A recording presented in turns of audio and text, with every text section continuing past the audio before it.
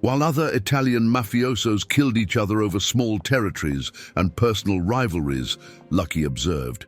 He saw the problems. He saw the disorganization. He saw unchecked greed, destroying entire empires. The mafia at that time was feudal, fragmented, each boss believing his small kingdom was inviolable. Lucky knew that this was weakness disguised as strength. He spent nights in the back rooms of speakeasies, listening more than talking, absorbing the patterns of power, understanding the hidden mechanics that made the criminal world function. Most men mistook his silence for submission. They did not realize he was collecting information like a scientist collecting specimens. By the late 20s, when Lucky Luciano was consolidating his power, there was a man who despised him publicly. A traditional capo, old, respected by the old standards. His name was Giuseppe Masseria, a man who had built his empire on fear and blood, on the old ways of Sicily transplanted to American soil. This man walked the streets of Manhattan and told anyone who would listen, "Lucky Luciano is just another immigrant. He has no lineage. He has no blessing from the old families. He is just another street boy who thinks he can play with the big ones." The phrase circulated through cafes, through gambling houses, through the dark streets of Little Italy. It was an insult that could not go unnoticed. It was a challenge to the authority that Lucky was building. The words stung, but not in the way Masseria intended. They stung because they revealed the very obstacle Lucky needed to overcome. Masseria represented everything that was dying in the criminal world. He believed that power came from tradition, from birthright, from the old country's blessing. He could not comprehend that the future of crime in America belonged to those who could think beyond borders, beyond ethnic divisions, beyond the petty rivalries that had kept the families weak and divided. When Masseria called Lucky just another immigrant, he was inadvertently drawing a line in the sand. He was declaring that the old way and the new way could not coexist. He was forcing a confrontation that would determine the future of organized crime in America. Lucky let the insult hang for days. Some of his men wanted to act immediately, wanted to do what tradition commanded. Find the old man, settle it in the street, with blood and honor. They urged Lucky to make an example of Masseria, to show the other families that no one could disrespect the rising power of Lucky Luciano without consequence. But Lucky asked for patience. He understood something profound that the others did not comprehend. True power is not in the immediate response. True power is in choosing when and how to respond. It is in understanding that sometimes the most devastating blow comes not from direct confrontation, but from demonstrating capabilities so vast that they cannot be challenged. Lucky planned meticulously. He knew that he needed something that was not just a death or a common retaliation. A dead Masseria would only cement his position as another violent crime boss, another man who rose through brutality. But Lucky wanted something different. He wanted to show that he was not just another immigrant fighting for survival in the streets. He wanted to demonstrate that he possessed a kind of power that transcended violence, that existed on a different plane entirely. He needed to show that he could control not just his own men, not just a single family, but the entire criminal infrastructure of the greatest city in America. Lucky Luciano began making phone calls, not violent or threatening phone calls, just silent calls of power. He called every boss of every family. He called the owners of casinos, the leaders of gambling operations, the men who moved drugs, those who controlled the ports. He called the union leaders who had ties to organized crime, the politicians who had made deals with the underworld, the judges who had looked the other way. Each phone call lasted only a few minutes. His words were few, but precise. He did not explain. He did not justify. He did not threaten or demand. He simply informed. The order was only one: stop. Everything stopped. All operations, all business, all criminal enterprises in Manhattan would enter a hiatus. One complete day. No movement, no transactions, no violence, no activity, just silence. Complete, total, absolute silence. When that phone call was made, the entire city felt it like a sudden loss of gravity. Casino owners woke to find their establishments empty of customers and movement. The money that usually flowed like water had evaporated. Traffickers saw their lines dry up completely. Street dealers had no supply. The usual networks of connection and transaction simply disappeared. The heads of every family realized that their operations had stopped without any warning, without any explanation, without any violence. Their operations had disappeared like ghosts, like they had never existed. There was no explicit order, no violence, no direct threat, just the absence of everything. Just the sudden realization that someone had the power to make it all stop. The city that never sleeps simply fell asleep. Manhattan, which beat to the rhythm of criminal enterprises 24 hours a day, fell into absolute silence. The restaurants that served as fronts for illegal operations found themselves with empty tables.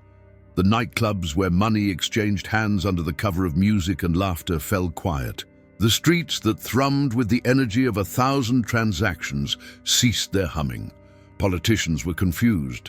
They had no explanation for the sudden halt in the criminal activity that usually kept them supplied with bribes and favors. The police did not know what to do. There were no crimes to investigate. There was no violence to respond to. There was no criminal activity to stop. Was there crime? Was there violence? No. There was just emptiness. There was just a silence that screamed louder than any siren. That silence was more terrifying than any shooting, more powerful than any bomb. That silence was the voice of absolute power. The old capo who had called Lucky Luciano just another immigrant woke that day and understood everything. He understood that no one in all that structure that believed itself to be so important, so powerful, so established, had the power to do this. No one except one man. A man he had despised publicly days before. The realization came to Masseria like a physical blow. He had been wrong, terribly, catastrophically wrong. The young immigrant he had dismissed as insignificant had revealed himself to possess a kind of power that Masseria could not even comprehend. It was not the power of brute force. It was not the power of tradition or lineage. It was something far more subtle and far more complete. It was the power of understanding how an entire city's criminal machinery worked and of being able to control it with nothing more than a series of phone calls. When the old man finally managed to speak with Lucky Luciano, his words were different. His attitude was transformed. The man who had walked the streets of Manhattan, declaring that Lucky was just another immigrant, now stood in front of him asking for audience like a supplicant before a king. His voice, which had been strong and contemptuous days before, was now measured and careful. He asked for understanding. He asked for mercy. He asked for forgiveness. The other bosses, those who had remained silent during the confrontation, also understood at that exact moment what the real hierarchy of New York was.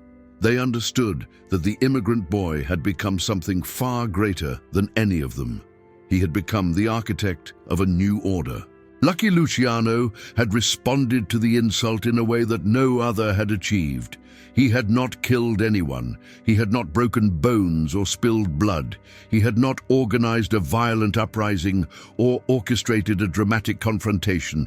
He had done nothing explicitly criminal or violent in the way that the old bosses understood criminality. He had simply demonstrated that he had absolute control over the city's gears. He had shown that he was capable of making the entire mafia stop with phone calls. The silence of Manhattan that day was not the silence of death. It was not the silence of fear caused by violence. It was the silence of understanding. It was the moment when the entire city realized that the barefoot boy who had stepped off the ship had become something far more than an immigrant. He had become the future of organized crime in America. After that day, no one ever doubted Lucky Luciano's authority again. No one questioned his lineage or his origin anymore. The insult of being just another immigrant had been answered not with violence, but with a revelation of power. Lucky had shown that it was not tradition or ancestry that mattered. It was the ability to understand how things worked and to control all the strings simultaneously. It was the intelligence to choose the right moment to act. It was the understanding that true power does not shout. True power only whispers, and when it whispers, the entire city hears. The genius of Lucky was that he had grasped a fundamental truth that had eluded other crime bosses. Power in the modern age belonged to those who could organize complexity, not those who could merely exercise violence. The story of that phone call was told and retold through the streets of New York. It traveled to other cities, to other families, to other continents.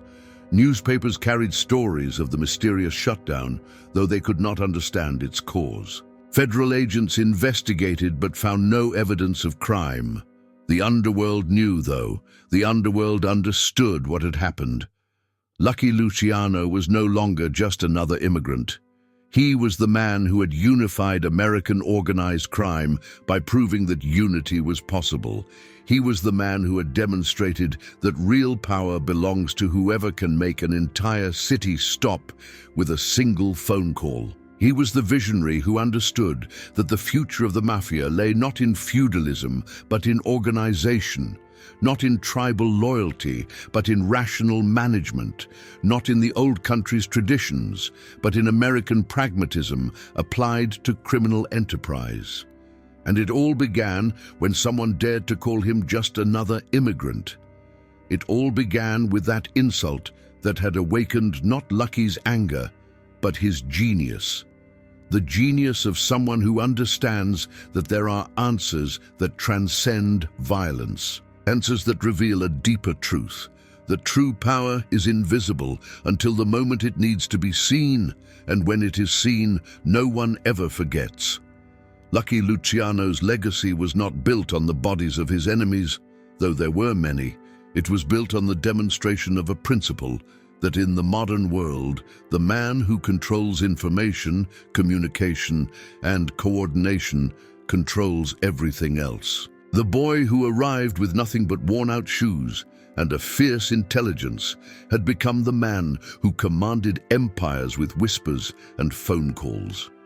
That is the true story of how one immigrant rose to reshape the criminal underworld of America, not through brutality alone, but through vision, organization, and the perfect timing of a single demonstration of power.